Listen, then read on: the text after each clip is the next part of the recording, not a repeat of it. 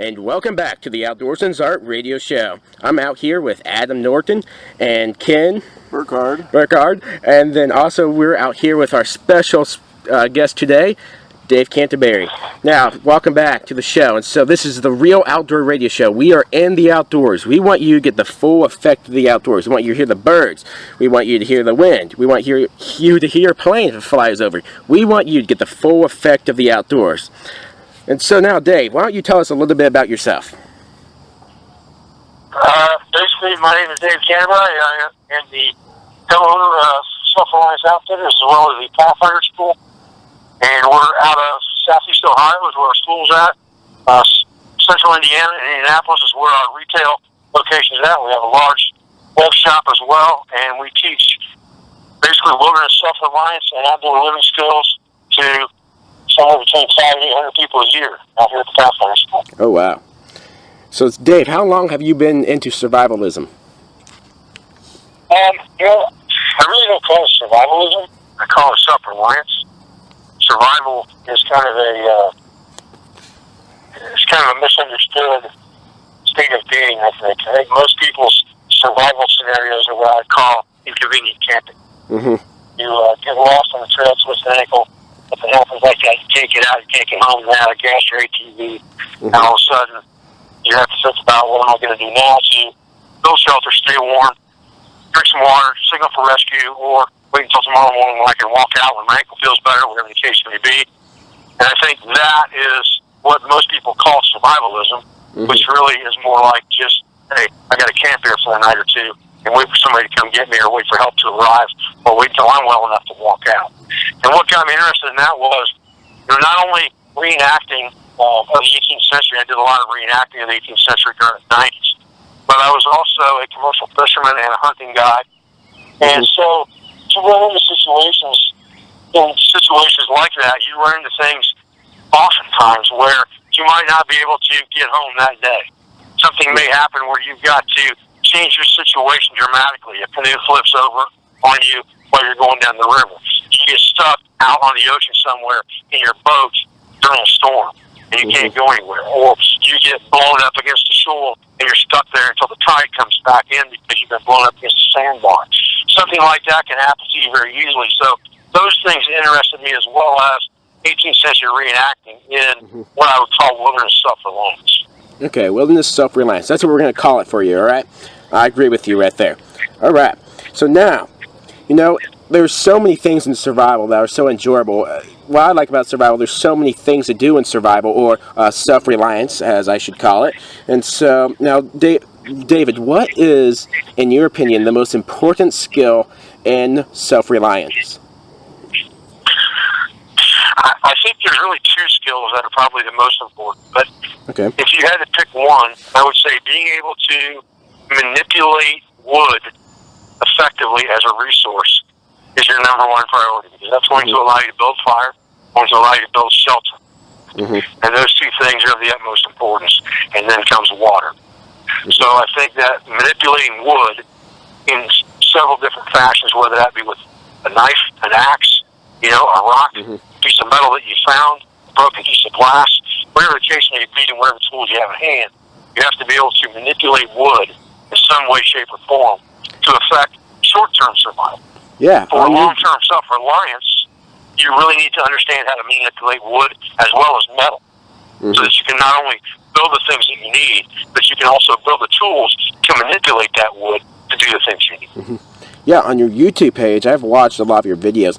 In fact, the modern trapping series that you did a few years back, I watched that, and when you first began that, and that's what really made me a trapper, and that's why I've written the Trap for Your Life series. I wrote that award-winning outdoor article, The Camouflage Fox, my very first article, and it's because of your trapping series there. But anyway, back to your YouTube page, I've noticed that you have a lot of stuff on processing firewood with knives. I just watched one that you used, a stick to with a knife, and you broke the log with a stick and the knife, and you hammered it in there, and you broke it in half. You said you gotta make sure the knife is longer than the piece of wood. I really like that. You got a bunch of good information on your YouTube page. I encourage you guys to go subscribe to his page there. So anyway, another question I got for you. So how do you collect food in the wilderness? Well, I think food in the wilderness is relative to how long you're in the wilderness, because relatively speaking, you don't need food right away. You can go a week without food. You can have a belly ache. You're not going to be happy about it, but it's not going to hurt you. But in any situation, you should be looking for food no matter what, because it's just a convenience, and it is a huge morale booster. What I tell most people is that survival begins on the water's edge. That's where the food's going to be. You find water, you're looking for that any way to set up your campsite to begin with, because you're looking for those 4 W's. You're looking for water, you're looking for firewood, you're checking the wind, and you're looking out for widowmakers. So as you're out looking for that water and you find the water's edge, you're going to find fish, you're going to find reptiles, you're going to find crustaceans, you're going to find mammals using that water to drink, you're going to find birds using that water to drink. So all of those other animals that need that water, drive them to the water's edge, or they already live in it. That's probably the easiest source of procuring food. Okay, that's neat. That's where everything goes on, is right there at the water's edge. Everybody needs water. Yep. And, I mean, water trapping is, in my opinion, one of the most effective methods of trapping. Raccoon, not only do the water animals are there, mink and muskrat, you also got raccoons that go down to the water, you got possums that go down the water, you got all these animals going to the water, and so right there, that's where you get a lot of good food sources. You get your water there, of course, and so right there by the water is a great place to collect yourself some food. So now I got another question for you. Now, in our last podcast 2 with James Hart, I asked him, what is the best survival kit available for purchase? And both me and him agreed that it is much better to make your own survival kit than it is to go purchase your own, because you know what you need in the environment that you're in. Meanwhile, the company has no idea what you're going to use in the environment you're in. And so I know you probably agree with that. And so what is your favorite survival kit available for purchase on the market? Really, probably the only one that I would recommend would be the one that we saw on our website that we put together. It's not based on a certain environment. It's based on what I call the 10 C's of survivability. And those go in any environment. So it doesn't matter what your situation or what your environment, those 10 C's are going to help you to affect short-term survival. Okay. Now, your website is self-relianceoutfitters.com, correct? Correct. Awesome. And then you run the Pathfinder School as well, right? Here in Ohio. Yes, I do. Awesome. Yep. And so, now, you and me would also both agree with this, but I've already said this in previous podcasts, but I'm going to ask you too, so everybody gets different opinions from everybody. But why are survival skills, self-reliance skills, so important?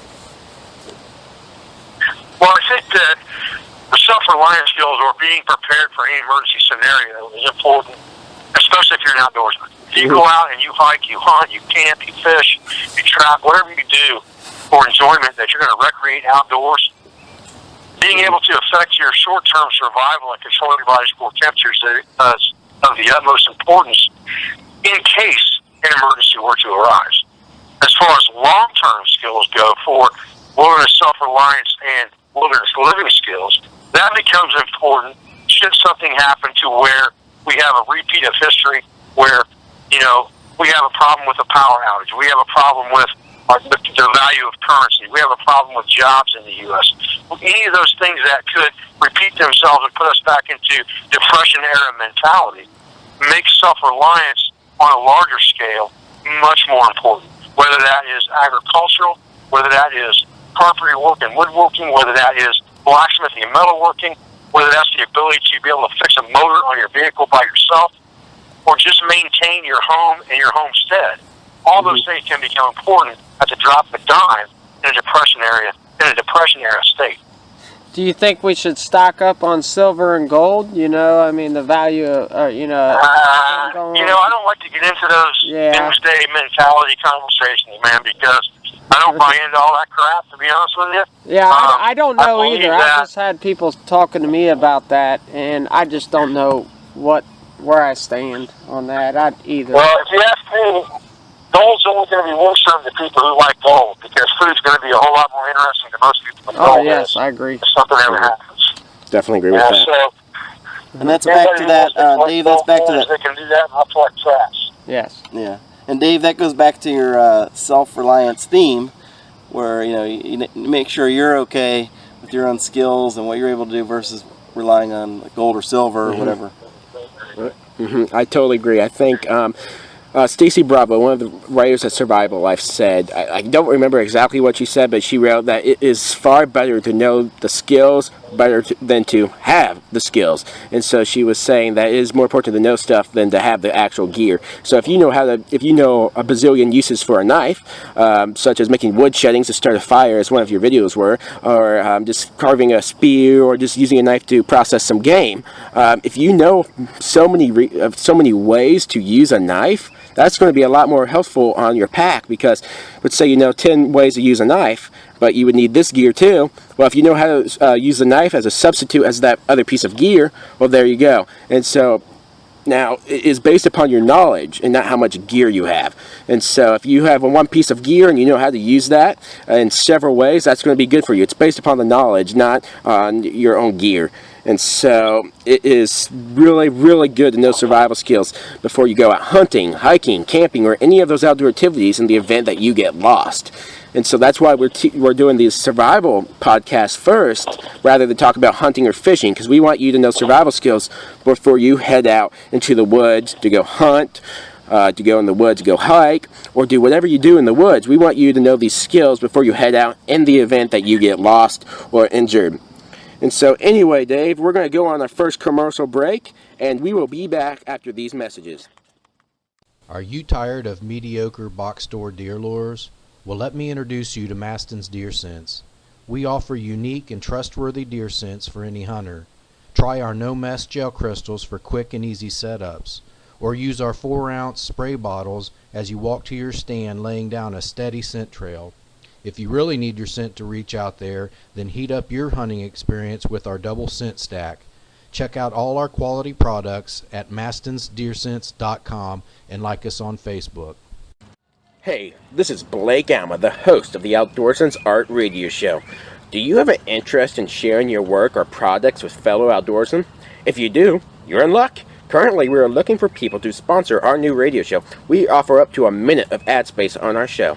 If this interests you, feel free to give us a call at 513-279-2096. Again, 513-279-2096. You can also email us at advertising@artofanoutdoorsman.com. Again, advertising@artofanoutdoorsman.com. Make sure it's outdoors man, not men. Also, don't forget to take a look at our website, www.artofanoutdoorsman.com, so that you may learn some simple DIY outdoor pursuits. The Art of an Outdoorsman. Together, let's revive the outdoors. And welcome back to the Outdoorsman's Art Radio Show. I'm out here with Ken and Adam and our special guest, Dave Canterbury, the author of Bushcraft 101, New York Times best-selling book. And so now, Dave, I want to ask you a couple more questions we got here for you. What is some essential survival gear that you carry in your pack or kit? What name 5 good pieces of gear that you need for self-reliance? Well, I think that, what I talk about with the 5 C's and the 10 C mentality, that's your basic rule of thumb for developing any survival kit. And the 5 C's that we talk about as being the most critical items are a cutting tool, a combustion device to affect fire, a cover element to protect your body's core temperature, a container that's made out of metal that you can effectively disinfect your water and put it in the fire for other uses as well. And then cordage that you can lash, tie, and bone. And really, the importance of those 5 items is there's several reasons for those 5 particular items. And there's different criteria that those items need to meet. And it's kind of a long, drawn-out discussion, but it's all in my book, Bushcraft 101. But the most important thing to understand about those 5 items is, number 1, those 5 items directly affect your ability to control body core temperature. The next thing to understand is that those 5 items are the most difficult items to reproduce from natural materials. Number 3, they take the most amount of skill level and time and energy to recreate from natural resources. And lastly, they take specific natural resources to recreate. So if you're carrying those 5 items, you don't have to worry about making. Yeah, carrying survival gear to as little as you can, but enough to save your life, is by far one of the best things you can do in survival. getting a little survival kit, making your own. In our first podcast, I talked about how to make your own survival kit, put it in the Outdoors box, and you put all your gear in there. But not only that, if you know some ways to use an Outdoors box, I mean, you could use it as you can use it to make char cloth or any other char materials. You can use it as a signaling mirror. You can use it as a little mini fryer. Sure, you might have to do it several times, but if the only thing you got, there you go. You get yourself some water. You can use it for its intended purpose. Get some mints, and the entire box of mints, there's actually 250 calories in there. So there's some calories in there. And think of something. I want people to think. Let's say you have a knife. I want them to go beyond the box and think, how many things, what can I do with this knife that is not on the box? Like, oh, look, it says here, it can cut through ash wood. Oh, I can do this and this and this. But let me think of something that doesn't say in the box. But let me think what else to do with this. Oh, can I make this into using this as a substitute for an axe? Can I use this to get some firewood? Can I use this to start a fire? Make a spear to make a spear. Deter bear or whatever. Yeah, you can put it. If you guys have ever watched World War Z, I haven't watched it in a while, but it's a stupid zombie movie. But in the stupid zombie movie, there's actually some good survival tips. What Brad Pitt, the actor as the main character in that movie, what he did, he took the knife and duct taped it to a stick as a spear, and I thought that was a genius idea. I mean, how simple, as simple as that is, I mean, that's really helpful in a survival situation. You can use that spear to get yourself some food or for protection. And so there's some good tips and things that you can think about that are not on the box of the item you purchase. You can think of some awesome materials or things that you can use with a knife or any other object. And so there's some good survival skills that you can learn with Dave Canterbury in this Pathfinder school. But now, speaking of that, we just talked about using a knife, and I said how I can use it for fire. Now, what do you use typically to start a fire? Typically, I carry three things for fire starting. I carry a big lighter. That's just a gratification. Put the bed you got flame. That's my emergency fire starting device. It works when it's cold. Works even when it's out of fluid. You can make fire with it. So that's number one. Number two is a ferrocerium rod. The biggest one I can get my hands on. It's going to throw 3,000 degree sparks. It's going to work when it's wet. It's going to work when it's dry. It doesn't matter. As long as I can process tinder correctly, that's going to give me fire. The last thing I use is a magnifying glass because it's a renewable resource. You're not expending anything like fuel from the lighter or fuel from the rod to make a fire with the sun. Those three things will start fire for you, no matter what. Now, you talked about those three items in your book, Bushcraft 101, right? Yes. Yeah, I just recently read your book. I actually just got it from Amazon. You guys should order that. Amazon.com. It's a great book. Personally, my favorite book about the outdoors, and it's awesome. And so in that book, he talks about those skills. He talks about the 5 C's in survival. Self-reliance. And there's some really good information in that book. And so again, you can get his book from Amazon.com. Hey, Dave, I got a question for you. Just in terms of just your passion and things, why do you like learning about the self-reliance skills and also bushcraft, or I think a lot of times you use the term woodcraft skills? What's your enjoyment or passion there? Where did that come from? Well, I think that for me, it all goes back to doing things with your hands. Any skill that you do when it comes to bushcraft, woodcraft, self-reliance, those are skills that you're actually doing things with your hands and creating something from another object or from nothing, from material landscape, to make an object that you can use for something else. I think that's important. Whether it's wood carving, whether it's blacksmithing, no matter what you're doing, you're creating something with your hands. And I think that's something that we've lost in society today. Those deep inner roots of I want to make something. Okay. And Dave, just a follow-up question. When in your videos for the last, I guess maybe the last year or so, you've been focused so much on learning from kind of the forefathers and pioneers in terms of how they did things, and where'd that passion come from, or why do you like that so much? Well, I just think that those guys didn't have electricity. They didn't have gasoline engines. So if things ever turn around and we go back into a depression era, as far as our society goes, those skills are going to be the important skills. So being able to affect those skills and understand how they did it with what they had, Yep. no gasoline, with no power tools, that's an important thing to learn. And the only people who are going to be able to teach you anything better than that or more effectively than that is to go learn from the Amish directly. Otherwise, you're going to have to learn it yourselves. Same question for you. What is your enjoyment and passion around bushcrafting and woodcrafting? Well, like David said, they are very important skills in the outdoors. One, because they can save your life. And then two, I like to hunt, I like to fish, I like to trap, I like to hike, I like to camp, I like to build shelters, I like to do all of that. And so, why do I call myself an outdoorsman / survivalist? I don't call myself just a hunter, I don't call myself just a fisherman, I don't just call myself a hiker or camper.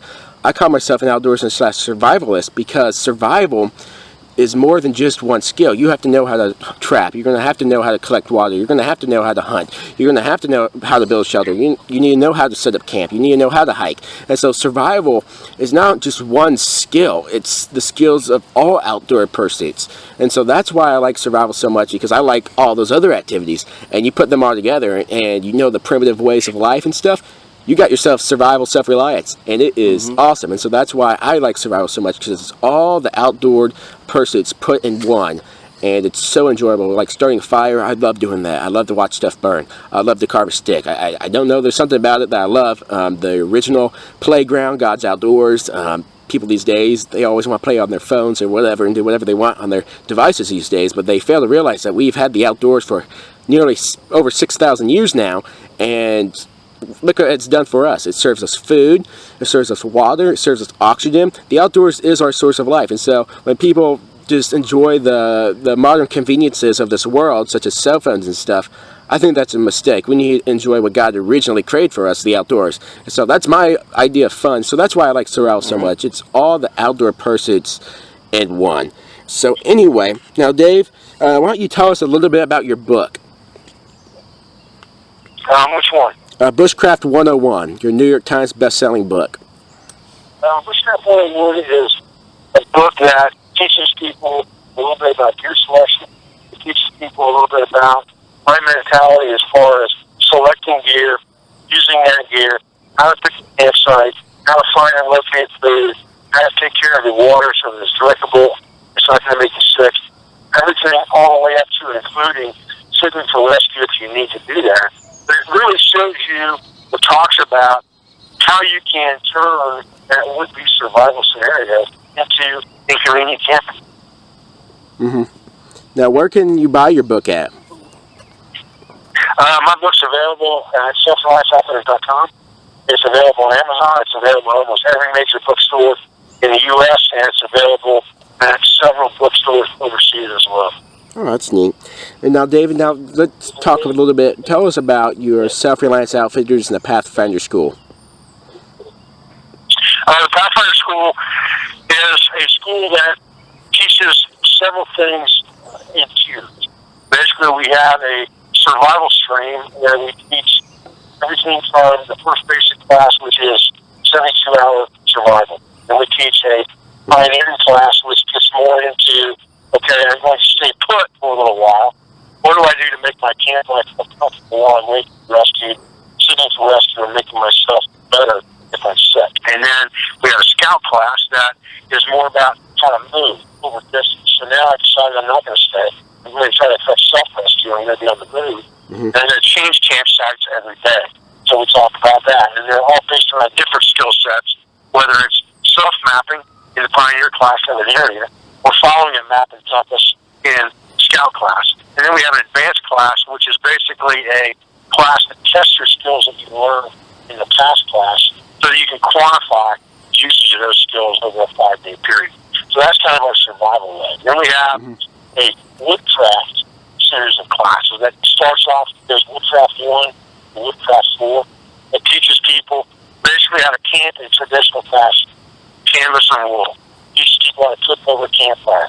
Teaches people how to manufacture their own gear, how to sew up a tarp, how to sew an interact or a shirt, how to repair your gear on the fly if you need to, how to make things off the landscape to make your camp life better, and all the way up to how to create your own backpack and sew your own backpack from both store-bought taught as well as natural materials. So that's the woodcraft one. Royal blacksmithing one that teaches people how to make everything from a basic fire striker or a cook set all the way up to knives and axes and cutters. Wow, so you guys got a lot of programs going on there. And you're in Ohio, right? Eastern Ohio? We are in Southeast Ohio. Yes. Okay, awesome. Well, guys, you can go check out his website, www.self-relianceoutfitters.com. It's a great site. You check out his YouTube page, and you can check out all of his books on Amazon. You can go on his website and check it out. He has some really good, awesome survival products out there. And so, anyway, Dave, it was good talking to you. Thank you for coming on the show, and it was really great. All right? All right, thanks, Dave. Thanks, Yep. Dave. Thank you, Dave. Hopefully we can get some of the younger guys in nowadays to be into what we're into. You know, it's hard to find a lot of the younger generation. They're not interested in it. And I just wish they were.